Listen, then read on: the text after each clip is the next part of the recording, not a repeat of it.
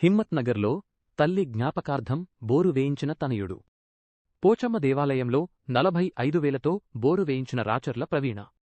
వీణవంక మండలం హిమ్మత్ నగర్ గ్రామంలోని గ్రామ 2వ వార్డు సభ్యులు కర్ణకంటి నవ్య భాస్కర్ రెడ్డి, మాజీ ఉప సర్పంచ్ గెల్లు రమేష్ల సూచన మేరకు ఆదివారం గ్రామ పోచమ్మ దేవాలయం దగ్గర దాతగా రాచర్ల రాయమల్లు సతీమణి జ్ఞాపకార్థం వారి కుమారుడు రాచర్ల ప్రవీణ్ సహకారంతోరు 45,000,000లతో బోరింగ్ వేయించడం జరిగింది.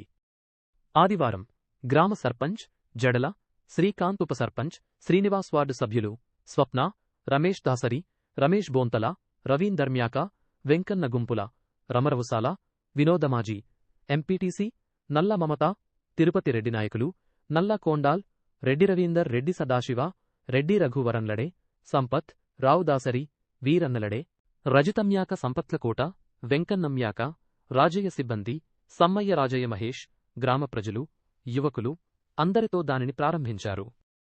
అనంతరం దాతలను గ్రామస్తులు ఘనంగా అభినందించారు.